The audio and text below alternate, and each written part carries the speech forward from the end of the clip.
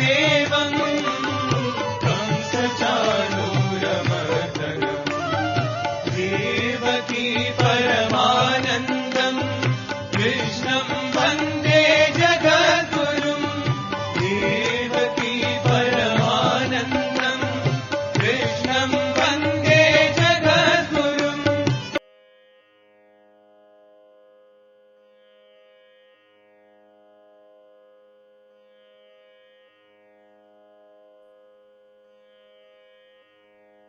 శ్రీ గురుభ్యో నమః. వ్యాస విరచిత శ్రీమద్భాగవతంలో దశమ స్కందంలో నేడు మనం 73వ అధ్యాయం చెప్పుకుంటున్నాం. నేడు చెప్పుకోబోయేటువంటి ప్రవచనంలో శ్రీకృష్ణ పరమాత్ముడు జరాసంధుడి చెర నుంచి విడిపించబడినటువంటి 20,800 మంది రాజులు వాళ్లతో సంభాషిస్తున్నాడు. మీరు కోరుకున్నట్టుగానే నా పట్ల అచంచలమైనటువంటి భక్తి మీకు కలుగుతుంది అని ఆ రాజులకి బోధించి, ఇక నుంచి మీ విద్యుక్త ధర్మాలు ఏవైతే ఉంటాయో వాటిని నిమిత్త మాత్రంగా ఆచరించండి. మీరందరూ రాజులు, ప్రజల్ని కాపాడాల్సిన వాళ్ళు, రాజ్యాన్ని పరిపాలించాల్సిన వాళ్ళు కాబట్టి మీ రాజ్యాలకు వెళ్ళి వాటిని నిమిత్తంగా, అంటే భగవంతుడి యందే అచంచలమైన భక్తి కలుగుతూ వాటిని కేవలం నిమిత్త మాత్రంగా వాటి యందు ఎటువంటి ఆసక్తి లేకుండా ఏ విధంగా ప్రజల్ని కాపాడాలో ఆ విధంగా మీరు బాధ్యతలు వహించండి అంటూ ఆజ్ఞాపిస్తున్నాడు. వాళ్ళని చెప్పి చక్కగా రాజుల్ని ఏ విధంగా గౌరవించాలో ఆ విధంగా గౌరవించి మరి పంపిస్తున్నాడు అక్కడి నుంచి, మగధ నుంచి. ఆ తర్వాత తాను కూడా మళ్ళీ తిరిగి ధర్మరాజు దగ్గరికి రావడం జరుగుతుంది. ఇవన్నీ ఈ ఘట్టాలన్నీ ఈ అధ్యాయం చివరిలో ప్రస్తావించారు. ముందుగా దైవ స్మరణ చేసుకుని మనం ప్రారంభిస్తున్నాం. ఓం శుక్లాంబరధరం విష్ణుం శశివర్ణం చతుర్భుజం ప్రసన్నవదనం ధ్యాయేత్ సర్వవిఘ్నోపశాంతయే. వ్యాసం వసిష్ఠనప్తారం శక్తేః పౌత్రమకల్మషం పరాశరాత్మజం వందే సుఖతాతం తపోనిధిం. వ్యాసాయ విష్ణురూపాయ వ్యాసరూపాయ విష్ణవే నమో వై బ్రహ్మనిధయే వాసిష్ఠాయ నమో నమః. నారాయణం నమస్కృత్య నరం చైవ నరోత్తమం దేవీం సరస్వతీం వ్యాసం తతో జయముదీరయేత్. శ్రీ గురు దశమ స్కందం, దాంట్లో మనం 73వ అధ్యాయం పూర్వపాఠంలో మనం 15 శ్లోకాల వరకు చెప్పుకున్నాం. కృష్ణాయ వాసుదేవాయ హరయే పరమాత్మనే ప్రణతః క్లేశనాశాయ గోవిందాయ నమో నమః అనే మంత్రరాజాన్ని మనం చెప్పుకున్నాం. ఆ శ్లోకంతో రాజులు పరమాత్ముని ప్రార్థించడం అయింది. ఈ శ్లోకం ఎక్కడిదంటే రాజులందరూ జరాసంధుడి యొక్క చెరలో ఉన్నటువంటి రాజులు శ్రీకృష్ణ పరమాత్ముని కీర్తించినటువంటి ప్రార్థనా శ్లోకం అది. అదొక మంత్రరాజం. వ్యాసాయ విష్ణు రూపాయ లాగా ఏ విధంగా మనం చదువుతూ ఉంటామో అట్లా శ్రీకృష్ణ పరమాత్ముడికి చెప్పేటువంటి మంత్రరాజంది. ఆ రాజుల యొక్క ప్రార్థనని ఆలకించినటువంటి శ్రీకృష్ణ ప్రభు సంస్తూయమానో భగవాన్ రాజభిర్ముక్త బంధనై తానాహ కరుణస్తాత శరణ్య లక్ష్మయాగిర. ఆ రాజులందరూ కూడా ముక్త బంధనై, విముక్త బంధనై అంటే జరాసంధుడి యొక్క బంధనాల నుంచి బయటపడగా అటువంటి రాజులతో శ్లక్ష్ణయాగిర మధురమైనటువంటి వాక్కులతో తనని శరణు కోరినటువంటి వాళ్ళని ఆ రాజులందరితో కరుణాన్వితమైనటువంటి హృదయం కలిగినటువంటి పరమాత్ముడు ఆహా ఈ విధంగా పలుకుతున్నాడయ్యా అంటూ శ్రీకృష్ణ భగవానుడు వాళ్ళతో ఏమంటున్నాడు అనేటువంటి విడిగా ఇచ్చారు వ్యాసులు వారు. మీరు కోరుకున్నట్టుగా నా పైన మీకు అచంచలమైనటువంటి భక్తి కలుగుతుంది ఇక నుంచి అంటూ 18వ శ్లోకంలో వివరిస్తున్నాడు శ్రీకృష్ణ ప్రభు. అద్య ప్రభృతివో భూపా మయ్యాత్మన్యఖిలేశ్వరే సుదృఢా జాయతే భక్తిర్ బాఢమాశంసితం తదా బాఢమాశంసితం తదా. అద్య ప్రభృతి నేటి నుండి, ఈ రోజు నుంచి, వహ అంటే మీకు. ఎవరు వాళ్ళు? భూపాహ వహ, రాజులైనటువంటి భూపాలులైనటువంటి, భూప అంటే భూమిని పరిపాలించినటువంటి రాజులైనటువంటి మీ అందరికీ కూడా మయ్యాత్మని అఖిలేశ్వరి, మయి నాయందు, ఆత్మన్యఖిలేశ్వరి మయి, సమస్త ప్రాణులకి ఆధారమైనటువంటి నాయందు, మయ్యాత్మన్యఖిలేశ్వరే అంటే అఖిలేశ్వరే అనే పదం పెట్టారు. అంటే సర్వేశ్వరుడైనటువంటి వాడిని ఎవరైతే మనం అంటామో ఆయన అఖిల ఈశ్వరుడు అంటాం. అఖిలేశ్వరే అనేది సప్తమి విభక్తి. అంటే సమస్త లోకాలకి ప్రభు అయినటువంటి నాయందు సుదృఢా జాయతే భక్తిర్ బాఢం ఆశంసితం తథా, అటువంటి మయి నాయందు భక్తిర్జాయతే, భక్తి కలుగుతుంది. జాయతే అంటే జన్మించుట అన్నారు. ఎటువంటి భక్తి కలుగుతుందో పక్కన చెప్పాడు. సుదృఢా భక్తి, దృఢమైనటువంటి భక్తి కలుగుతుంది, మామూలు భక్తి కూడా కాదు. పైగా వాళ్ళు అనేకమైనటువంటి కష్టాలు ఓర్చుకుని సహించి చివరికి పరమాత్ముని పాదపద్మాలే శాశ్వతము, ఇవన్నీ మిగతావన్నీ అశాశ్వతాలని తెలుసుకుని వచ్చినటువంటి రాజు వాడు. కాబట్టి ఇప్పుడు స్వామివారి పరీక్ష అయిపోయింది, పరీక్ష పెట్టడం కూడా అయిపోయింది. ఎందుకంటే ఒక్కసారి చరణించి, జరాసంధుడి చరణించి విడిపించబడినటువంటి రాజులు వాళ్ళ వాళ్ళ రాజ్యాలకి వెళ్ళిపోయి వాళ్ళని చూసుకోవాలి, బంధువులను చూసుకోవాలి, ప్రజలను చూసుకోవాలి, మా రాజ్యాలు వచ్చే, మా ఐశ్వర్యం వచ్చింది అని వెళ్ళిపోకుండా ఈయన పాదాలు పట్టుకున్నారంటేనే శ్రీకృష్ణ ప్రభు అర్థం చేసుకుని వాళ్ళని కనుకరిస్తున్నాడు. ఆ కనికరిస్తూ అంటున్నాడు, సుదృఢా జాయతే భక్తి, ఇక మీకు నా పట్ల సుదృఢమైనటువంటి భక్తి కలుగుతుంది. బాఢం ఆశంసితం తథా, ఎట్లాంటి భక్తి? ఆశంసితం, మీరేదైతే ఆశించి ఎటువంటి భక్తినైతే ఆశించారో అటువంటి భక్తి నా యందు మీకు కలుగుతుంది. అంటే వాళ్ళు ఏం కోరుకున్నారు? ఎటువంటి కష్టాలు వచ్చినా, ఎన్ని సందర్భాలు కలిగినా నీ పాద పద్మాల నుంచి విడిపోనటువంటి భక్తి భావాన్ని కలిగించు స్వామి అని కోరుకున్నారు. వీడిపోని భక్తి బంధాన్ని వాళ్ళు కోరుకున్నారు. అటువంటి భక్తి బంధం, మీరు ఆశించినటువంటి భక్తి బంధం తప్పకుండా మీకు కలుగుతుందని చెప్పి స్వామివారు వాళ్ళని ఆశిస్తూ అందిస్తున్నారు. దిష్ట్యా వ్యవసితం భూపా భవంత కృతభాషిణః శ్రియైశ్వర్యమదోన్నాహం పశ్య ఉన్మాదకం నృణాం. మానవులు ఎంత ఉన్మాదంలో పడుతూ ఉంటారో ఈ ఐశ్వర్య మదంతో, అధికార మదంతోనూ. అదృష్టవశాత్తు మీరు ఆ బారి నుంచి బయటపడ్డారు. ఆ ఐశ్వర్య గర్వం, అధికార గర్వం నుంచి మీరు అదృష్టవంతులై బయటికి వచ్చి స్వామివారి యొక్క చరణాలని ఆశ్రయించారు. దిష్ట్యా వ్యవసితం భూపా, హే భూపా, ఓ రాజుల్లారా అంటూ వర్ణిస్తున్నాడు అక్కడ. దిష్ట్యా, దిష్ట్యా అనే పదానికి అర్థం అండి అదృష్టవశాత్తు అని అర్థం. అదృష్టవశాత్తు దిష్ట్యా వ్యవసితం, వ్యవసితం అనే పదానికి అర్థం నిశ్చయించబడిన, మీ చేత ఏ కార్యం అయితే నిశ్చయించబడిందో అవన్నీ కూడా అదృష్టవశాత్తు దిష్ట్యా వ్యవసితం భూపా భవంత ఋతభాషిణః. ఋతము అంటే సత్యం, ఋతభాషిణః అంటే కేవలము సత్యమునే పలికేటువంటి మీ యొక్క వాక్కుల ద్వారా నేను తెలుసుకున్నాను.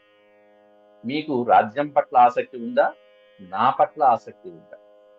రాజ్యము, భవబంధాలు, సంపదలు, ఐశ్వర్యాలు, లేకపోతే బంధువులు, పుత్రులు, భార్యలు, ఇంకా ఈ విధమైనటువంటి వ్యామోహంలోనే ఇంకా ఉన్నారా? లేకపోతే అవన్నీ అశాశ్వతాలు, స్వామి చరణములే శాశ్వతం అనేటువంటి భక్తిభావంతో మీరు ఎలా మాట్లాడారు అనేటువంటిది కూడా నేను తెలుసుకోగలను. కాబట్టి ఇక్కడ అందుకని స్వామి చెప్తున్నారు, సత్యభాషణం పలికినటువంటి భవంతః, మీ చేత చెప్పారు. అంటే నిజమే చెప్తున్నారు మీరు, మీరేం అబద్ధం చెప్పట్లేదు. కాబట్టి మీ అంతరంగం మేము తెలుసుకున్నానయ్యా. అటువంటి మీలో మృతభాషిణః శ్రియైశ్వర్య మదోన్నాహం పశ్య ఉన్మాదకం నృణాం. నృణాం అంటే మానవులు ఎవరైతే ఉంటారో నరులలో ఈ శ్రియ ఐశ్వర్య మదం, సంపదలు, ఐశ్వర్యము, అధికారము మొదలైనటువంటి మద ఉన్నాహం, ఈ పదాన్ని విడదీస్తానండి. మదోన్నాహం అనే పదం ఉంది, మద ఉన్నాహం అనే పదం. ఉన్నాహము అంటే ఏంటంటే నిరంకుశత్వ బంధనం ఏదైతే ఉంటుందో, నిరంకుశత్వము అనేటువంటి బంధనం, దాన్ని ఉన్నాహం అంటారు. శ్రియ ఐశ్వర్య మద ఉన్నాహం, నేను నిరంకుశత్వంగా సార్వభౌముడిగా పరిపాలించేస్తాను, నేనే చక్రవర్తిని అనేటువంటి నిరంకుశత్వం ఏదైతే ఉంటుందో దాన్ని అటువంటి ఆ బంధనాన్ని ఉన్మాదనం పశ్య. పశ్యే ఉన్మాదకం అంటే ఉన్మాదకం అనే పదానికి అర్థం పిచ్చివాడు, ఉన్మాదం. అటువంటి ఈ సంపదలు, రాజ్యము, ఐశ్వర్యం మొదలైనటువంటివన్నీ కూడా నరుణ్ణి ఉన్మాదిగా తయారు చేస్తూ ఉంటాయి, పిచ్చివాడిలా తయారు చేస్తూ ఉంటాయి. మానవునికి అధికారం లభించిందంటే ఇక భగవంతుడు గుర్తుకురాడు, భగవంతుడి పాదసేవ గుర్తుకురాడు. అట్లాంటిది ఉన్మాదిగా తయారు చేసేటువంటి ఐశ్వర్యాదుల్ని వదిలిపెట్టేసి శాశ్వతమైనటువంటి నా పాదాలని ఆశ్రయించారు, మీరు సత్యమే పలుకుతున్నారు, కాబట్టి నా పాదసేవయే కర్తవ్యమని మీరు చక్కగా నిశ్చయించుకున్నారు, కాబట్టి మీరు సత్యాన్నే పలికారు, మీకు మేలు జరుగుతుంది, మీకు శుభం కలుగుతుంది అని ఆశిస్తున్నాడు అక్కడ స్వామి. దిష్ట్యా వ్యవసితం. అయితే ఇట్లా స్వీయ ఐశ్వర్య గర్వులైనటువంటి అనేక మంది దేవతా దానవ మహర్షులు, రాజర్షులు ఏ విధంగా భ్రష్టు పట్టిపోయారో కొంతమంది పేర్లని ఉదహరిస్తున్నాడు శ్రీకృష్ణ పరమాత్ముడు స్వయంగా 20వ శ్లోకం. అది దేవతలైనా, దానవులైన, మానవులైన అధికారము, అహంకారము, ఐశ్వర్యము ఉన్నదనే గర్వంతో ఎవరు భ్రష్టు పట్టిపోయారు, సర్వనాశనమైపోయారు. హై హయో నహుషో వేణో రావణు నరకో పరే శ్రీమదాత్ భ్రంశితా స్థాన దేవదైత్య నరేశ్వర. ఇక్కడి నుంచి మనం తీసుకుంటే దేవ దైత్య నరేశ్వర, దేవతల్లో గాని, దైత్యుల్లో గాని, నరేశ్వర రాజుల్లో గాని. నరేశ్వరుడు అంటే రాజు, కాబట్టి దేవతలు, దానవులు, రాజులు వీళ్ళల్లో శ్రీమదాత్, శ్రీ అంటే లక్ష్మీదేవి యొక్క మదము, సంపద, అధికారము, ఐశ్వర్యము ఉన్నాయనేటువంటి మదంతో స్థానాత్ భ్రంశిత, ఈ పదం చూడండి, స్థానము నుండి భ్రంశమైపోయిన వాళ్ళు వాళ్ళ యొక్క స్థానాలు ఏవైతే ఉన్నాయో వాళ్ళు అధిష్ఠించినటువంటి సింహాసనాలు, పదవుల నుంచి భ్రష్టు పట్టిపోయి చెలించిపోయినటువంటి వాళ్ళు ఎవరైతే ఉన్నారో, నశించిపోయినటువంటి వాళ్ళు ఎవరైతే ఉన్నారో వాళ్ళని పైన ఉదహరించాడు. ఇట్లాంటి వాళ్ళు ఎంతో మంది ఉన్నారు. హైహయో కార్తవీర్యార్జునుడు, హైహయ రాజు అయినటువంటి కార్తవీర్యార్జునుడు భ్రష్టు పట్టిపోయాడు. అధికారం అనేటువంటి గర్వంతో, విపరీతమైనటువంటి ఆ శక్తి ఉన్నదైనటువంటి గర్వంతో ఎన్నో తప్పులు చేస్తూ చివరికి ఆ రాజ్యమదంతో చివరికి పరశురాముడి చేతిలో నిర్వీర్యమైపోయింది వాడి యొక్క బలం అంతా కూడా. నహుష, రెండో వాడు ఎవరై అంటే నహుషుడు, అద్భుతమైనటువంటి పరాక్రమం కలిగిన వాడు. చివరికి అద్భుతమైనటువంటి యాగాలు చేసి, ఎన్నో వందలాది యాగాలు చేసి ఇంద్ర పదవిని కూడా ధిష్ఠించి చివరికి ఇంద్రుడి భార్య అయినటువంటి శచీదేవిని కోరుకున్నాడు. పోయి అయిపోయింది, భ్రష్టు పట్టాడు. చివరికి అది కూడా కాకుండా సప్తఋషుల చేత ఆ రతీదేవి మోయించుకుని, సప్తఋషులు మోస్తున్నటువంటి పల్లకీలో రతీదేవిని రమ్మని విజ్ఞాపించడం కూడా జరిగింది. చివరికి ఆ సప్తఋషులు శపించేటప్పటికి ఈ నహుషుడు కాస్త సర్పమై కూర్చున్నాడు. భారతంలో నహుష ప్రశ్నలు అని చెప్పి ఈ నహుషుడే పాముగా వచ్చి భీమసేనుడిని పట్టుకుంటే ధర్మరాజు సమాధానాలు చెప్తే అప్పుడు విడిపించుకుని మళ్ళీ శాపగ్రస్తం నుంచి విడిపించుకుని వెళ్ళిన వాడు నహుషుడు. ఎక్కడ సూర్య వంశము, ఎక్కడ చంద్రవంశంలో ధర్మరాజు, ఎక్కడో పుట్టినటువంటి వాడు, సత్యలోకంలో పుట్టినటువంటి వాడు, ద్వాపర యుగంలో ఉన్నటువంటి ధర్మరాజు చెప్పినటువంటి ప్రశ్నల చేత విడిపించబడి శాపగ్రస్తం నుంచి విమోచనం పొందాడు నహుషుడు. ఎంత భ్రష్టు పట్టిపోయారు వీళ్ళందరూ కూడా. అట్లాంటి వాళ్ళు హైహయో నహుషో. ఇంకొకళ్ళు ఎవరై అంటే వేణుడు. వేణుడు అనేటువంటి రాజు, ఈయన కూడా అంతే, సూర్యవంశంలో పుట్టినటువంటి వాడు, భ్రష్టు పట్టిపోయాడు. అనేకమైనటువంటి ఇది ప్రజాపాలన నుంచి తప్పుకొచ్చేసినటువంటి వాడు, ప్రజల్ని నానా రకాలుగా ఇబ్బంది పెట్టినటువంటి వాడు, అధికార మదం ఉందని చెప్పి ఉన్మత్తుడై చివరికి బ్రాహ్మణుని కూడా నిందించినటువంటి వాడు వేణుడు. బ్రాహ్మణ నింద చేసినటువంటి వాడికి అధోగతే. చివరికి ఆ బ్రాహ్మణుల యొక్క హూంకారంతోనే వాడి యొక్క పదవీ భ్రష్టం ఇంకా నాశనం అయిపోయింది. ఒక్క హూంకారం, ఒక బ్రాహ్మణులు వచ్చి ఒక్కసారిగా వాళ్ళు మంత్రం బలం కలిగినటువంటి వాడు కోపంతో కన్నులేల చేసే ఊడిపోయినటువంటి ఉద్యోగం వాడి అధికారం. అట్లాంటి వాడు వేణుడు, ఎంత సార్వభౌముడు. అలాగే రావణాసుడు తెలిసిందే, ఎన్నో సంవత్సరాలు ఎన్ని వేల సంవత్సరాలు జీవించినటువంటి వాడు చివరికి ఒకే ఒక దోషం వలన ఆ స్త్రీ చాంచల్యం అనేటువంటి దోషం వలన సీతాదేవిని అపహరించినటువంటి కారణంతో వాడి రాజ్యం భ్రష్టమైపోయింది. వాడే భ్రష్టమైపోయాడు. సకల రాక్షస వంశ దానవ నాశనం ఈ కారకుడయ్యాడు. సరే చివరి వాడు సరే సరే నా చేతిలో ఈ మధ్య చచ్చిపోయినటువంటి వాడు నరకో అపరే, నరకాసుడు అంటే రీసెంట్ గా ఈ మధ్య చచ్చిపోయినటువంటి వాడు శ్రీకృష్ణ పరమాత్ముడి చేత. శ్రీకృష్ణుడు ఉదహరిస్తూ రాజులకి నరకాసుడు పైన వాళ్ళందరూ ఆయన చేతులు చనిపోయిన వాళ్ళే. ఈయన అవతారాలు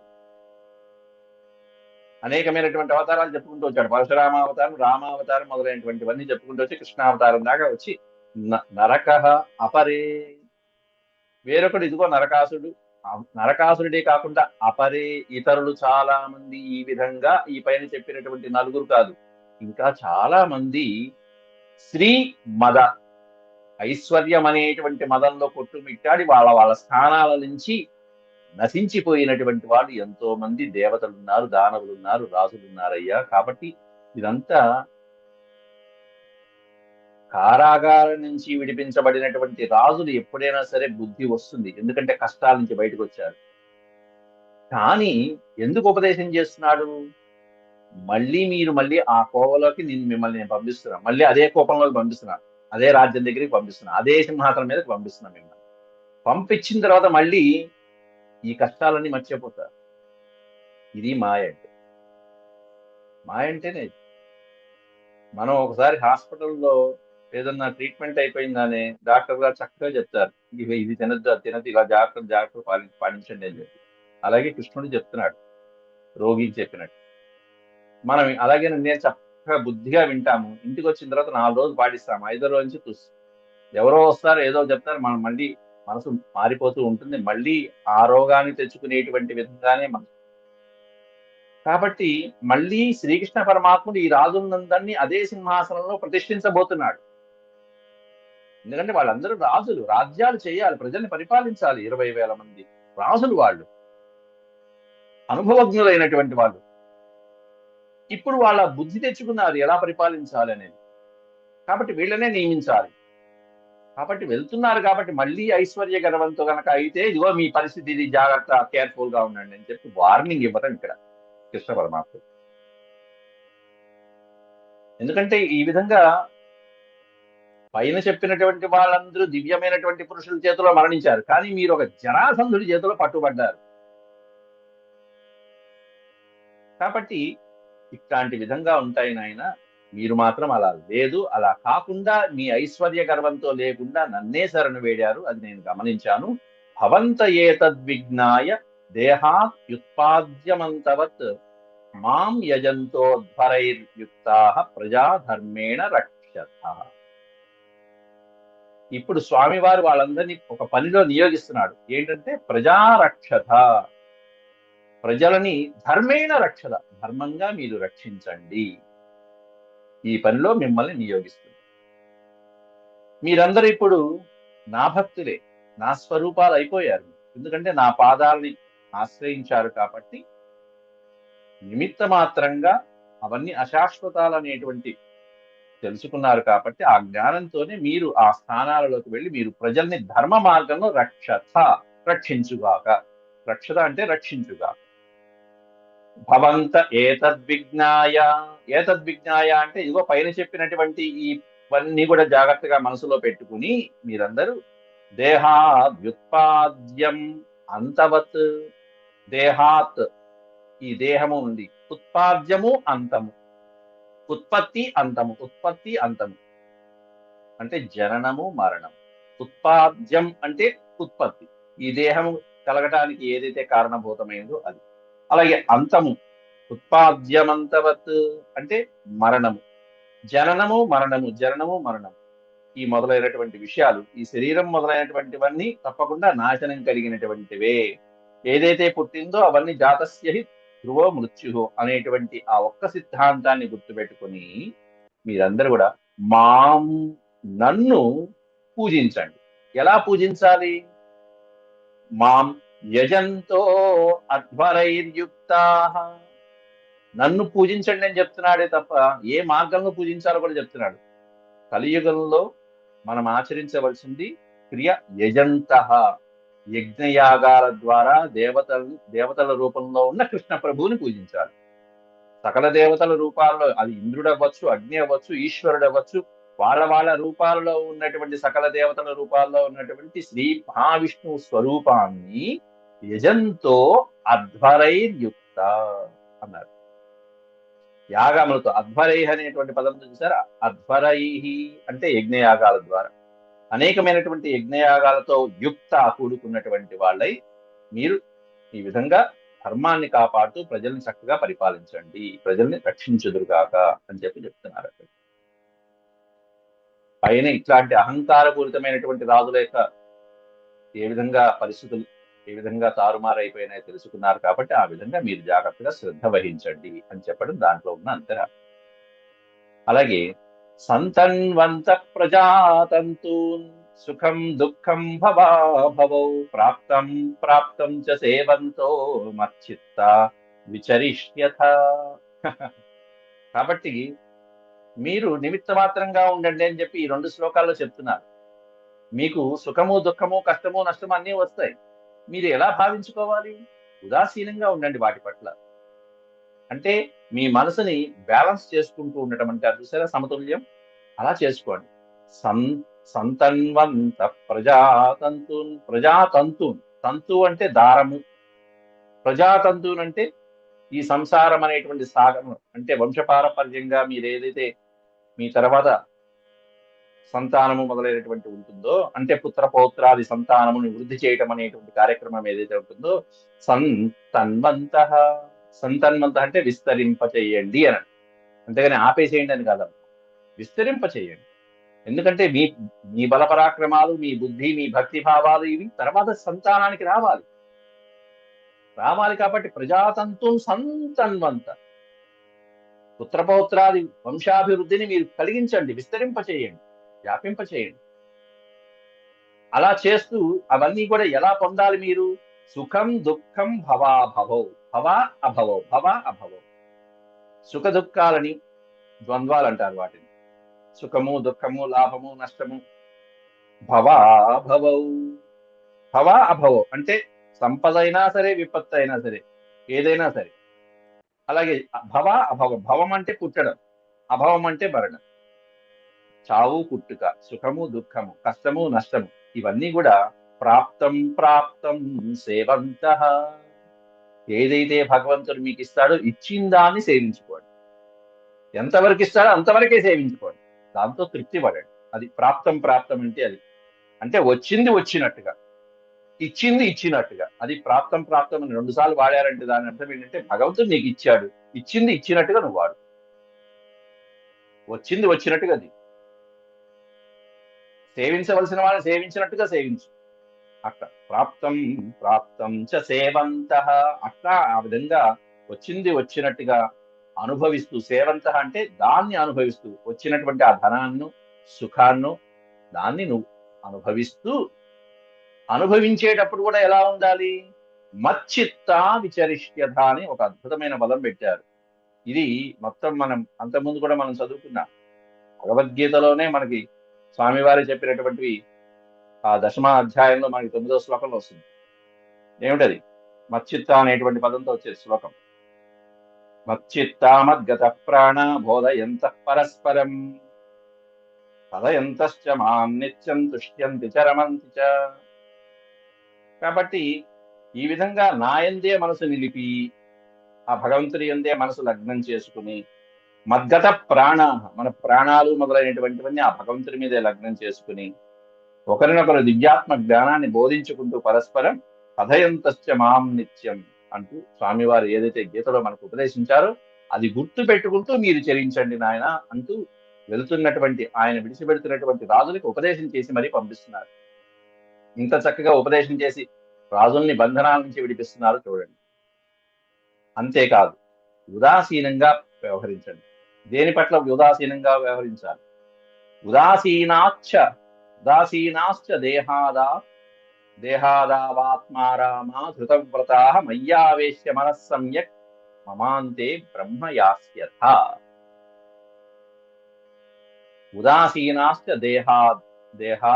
దేహాదావాత్మారామ అన్నాడు అక్కడ. దేహాదా ఆత్మారామ, దేహాదా ఆత్మారామ. కాబట్టి ఇక్కడ విడదీస్తే ఈ ఒక్క పదం దగ్గర విడదీయాలండి. ఈ రెండు అక్షరాలని విడదీసుకుంటే దేహాదౌ, దేహాదౌ ఆత్మారామ అనే పదం తయారవుతుంది. ఈ రెండు అక్షరాలకి సంధి చేసుకుంటే అయవాయావ సంధి అని చెప్పి దేహాదౌ ఆత్మారామ అనే పదం అవుతుంది. ఇక అనేకమైనటువంటి శరీరాలు ధరించి ప్రాణులు పుడుతూ ఉంటారు. అటువంటి ఆ అనేకమైనటువంటి శరీరాలు, కష్టము, నష్టము, జర, మరణము మొదలైనటువంటి వాటి పట్ల మీరు ఎలా ఉండాలంటే ఉపేక్ష, ఉదాసీనాచ. ఉదాసీనంగా ఉండటం అంటే ఉపేక్ష వహించడం. వచ్చిందా సరే వచ్చింది, రాలేదా సంతోషం. ముసలితనం వచ్చిందా మంచిదే, ఏది ఇచ్చినా ఇంకా మంచిది అనుకోవటమే. ఏదో చిన్న ఇబ్బంది వచ్చింది, అనారోగ్యం కలిగింది, వస్తే మంచిది, రాకపోతే ఇంకా మంచిది అనుకుంటే చాలు. వస్తే మంచిదే, రాకపోతే ఇంకా మంచిది. ఉదాసీనం. అట్లా ఉదాసీనంగా వ్యవహరించడం అంటే ఉపేక్ష భావం వహించడం. దాని పట్ల అసలు వచ్చింది లేదు అని కూడా తెలియకూడదు. అట్లా ఉండాలి మనం మన దేహం పట్ల, మన శరీరం పట్ల. అట్లా ఉంటూ ఆత్మారామ ధృతవ్రత. ఆత్మారాముడు అంటే ఆత్మయందే రమించేటువంటి వాడు. ఆత్మయందే భగవత్ స్వరూపాన్ని అంటే పరమాత్మతో రమించటం అనేటువంటిది మీరు అభ్యాసం చేసుకోండి. ఎట్లా? ధృతవ్రత, నిశ్చయమైనటువంటి బుద్ధితో. దీనికి ఎంతో అభ్యాసం కావాలి. ఉరికిన మాటలు చెప్తే వినేస్తే అబ్బాయి ఎంత బాగుందో, క్లాసులు ఎంత బాగుందో, ఈ శ్లోకం ఎంత బాగుందో అనుకోవటం కాదు. దాన్ని వ్రతంలాగా ఆచరిస్తూ మన ఆత్మలోనే పరమాత్ముణ్ణి ఉన్నాడని చెప్పి దాంట్లో రమించడం అనేటువంటిది చేసుకుంటే ఇదిగో ఇవన్నీ ఉదాసీనంగానే కనిపిస్తాయి మనకు. దేహాలు, జీవులు, కఠినమైనటువంటి వాక్యాలు ఎవరైనా మాట్లాడినా, మనల్ని శారీరకంగా మానసికంగా ఎవరైనా ఇబ్బంది పెట్టినా కూడా, లేకపోతే మనకు వచ్చేటువంటి రోగాలు, కష్టాలు ఇవన్నీ కూడా ఉదాసీనంగా కనిపిస్తాయి. ఏంద్రే అని చెప్పి. ఇవన్నీ ఎప్పుడు కలుగుతాయి? ఆత్మారాముణ్ణి మనం పట్టుకుంటే. ఆత్మారాముడు పట్టుకుంటే ఏమవుతుంది? మయ్యావేశ్య మనస్సమ్యక్ అని ఇంకో ఉపాయం కూడా చెప్పారు. మయ్యావేశ్య మనస్సమ్యక్. ఈ పదాలు మనం చూస్తుంటే మనం మళ్ళీ గీతలోకి వెళ్ళిపోతూ ఉండాలి. మయ్యావేశ్య మనో ఏ మాం నిత్యయుక్త ఉపాసతే అన్నాడు అక్కడ గీతలో స్వామి భక్తి మార్గంలో. భక్తి యోగంలో చెప్పింది అదే. అంటే రెండో శ్లోకం మీద మయ్యావేశ్య మనో ఏ మాం నిత్యయుక్త ఉపాసతే శ్రద్ధయా పరయోపేతాస్తే మే యుక్తతమామత అన్నాడు. అన్నిటినీ వచ్చి నాయందే భక్తి నిలిపినటువంటి వాళ్ళని అంటూ స్వామి ఏ విధంగా అయితే వక్కాణించారో అదే విధంగా ఇక్కడ నాయందే భక్తి నిలిపి మనస్సు, వాక్కు, కర్మ త్రికరణ శుద్ధిగా నాయందే ఇట్లా ఉంటూ మాం అంతే బ్రహ్మ యాస్యత. అంతే అంటే ఈ పదాన్ని విడతీస్తారంటే అంతే, చివరికి అంటే జీవితం యొక్క చరమాంకంలో. అంతే అంటే దేహము విడిచిపెట్టేటువంటి చివరి క్షణాలు ఏవైతే ఉంటాయో అంతే. మాం బ్రహ్మ యాస్యత. చివరికి నన్ను చేరుకుంటారు. నాయందే ఆవేశ్య, నాయందే మనసు నిలిపి ఆ పరబ్రహ్మమైనటువంటి నన్ను యాస్యత. యాస్యత అంటే చేరుకుంటారు. ఈ బ్రహ్మ అనేటువంటి పదానికి అర్థం పరబ్రహ్మ స్థానమైనటువంటి నా చరణాలని మీరు చేరుకుంటారు. ఎప్పుడు? అంతే మాం యాస్యత. చివరికి నా చరణముల దగ్గరికి మీరు చేరుకుంటారు. ఎప్పుడు? ఇది జరిగినప్పుడు. ఇది జరగాలంటే ఏం చేయాలి? ఈ విధంగా ఉండాలి. దీనికంటే ముందే ఉండాలి. ఇవన్నీ ఉదాసీనంగా వ్యవహరించాలి. కాబట్టి ఒకదానికొకటి కనెక్షన్ చేసుకుంటూ ఇదిగో ఇది నాయన మోక్ష పదం, ఈ మోక్ష పదానికి రావాలంటే మీరు ముందు ఈ దేహము సుఖ దుఃఖాల పట్ల ఉదాసీనంగా ఉండండి. ఒక పక్కన బ్యాలెన్స్డ్ మైండ్ గా ఉండటము, ఏదొచ్చినా కూడా అంతా మన మంచిగా అనుకోవటము, ఈ విధంగా వ్యవహరిస్తూ ఆత్మారాముల్లో లయం అయిపోతూ భగవంతుడి పట్ల, పరమాత్ముడి పట్ల మనం శ్రద్ధగా ఉండటం అనేటువంటిది చేసుకోవాలి. ఈ విధంగా శ్రీకృష్ణ పరమాత్ముడు బోధించి శ్రీ సుఖ ఉవాచ, సుఖయోగింద్రుల వారు ఇత్యాదిశ్య నృపాన్ కృష్ణో భగవాన్ భువనేశ్వర తేషాన్యయుంత పురుషాన్ స్త్రియో మజ్జన కర్మణి. ఇక అక్కడి నుంచి ఈ రాజులు ఎన్నో సంవత్సరాల నుంచి ఆ గుహలో మగ్గిపోయి అందరూ ఊపిరాడక మలిన వస్త్రాలతో భయంకరంగా ఉన్నారు, స్నానాదులు లేవు, శరీరమైనటువంటి దేహానికి తగినటువంటి ఏవైతే సంస్కారాలు ఉంటాయో అటువంటి సంస్కారాలు లేకుండా ఉన్నారు. కాబట్టి ముందు వీళ్ళని మజ్జన కర్మణి అంటే స్నానాదులు, వస్త్రాదులు, భోజనాదులు మొదలైనటువంటివన్నీ కల్పించడానికి పురమాయిస్తున్నాడు శ్రీకృష్ణ ప్రభు అక్కడ వాళ్ళని. ఈ శ్లోకం నుంచి మళ్ళీ రేపటి పాఠంలో మనం తెలుసుకుందాం. ఇంకో 10 శ్లోకాలు ఉన్నాయి, వాటితో రేపు మనం పూర్తి చేసుకుందాం ఈ పాఠాన్ని. ఇంతవరకు సార్. ఓం శాంతి శాంతి శాంతి. యదక్షరపదభ్రష్టం మాత్రాహీనం చ యద్భవేత్ తత్సర్వం క్షమ్యతాం దేవనారాయణ నమోస్తుతే. శ్రీకృష్ణ పరమాత్ముడు ఉపదేశించినటువంటి శ్లోకాల వరకు ఒక బిట్, ఇంకో 4-3 శ్లోకాలు చెప్పుకోవచ్చు, కానీ ఒక బిట్ గా అవుతుంది. తర్వాత వాళ్ళందరూ రాజులందరూ కూడా అక్కడి నుంచి ఎలా వెళ్ళారు అనేటువంటిది సపరేట్ గా 10 శ్లోకాలు రేపు పాఠంలో మనం పూర్తి చేసుకుందాం. జై శ్రీనారాయణ. హరి ఓం. యదక్షరపదభ్రష్టం మాత్రాహీనం చ యద్భవేత్ తత్సర్వం క్షమ్యతాం దేవనారాయణ నమోస్తుతే. సర్వం శ్రీకృష్ణార్పణమస్తు. హరి ఓం.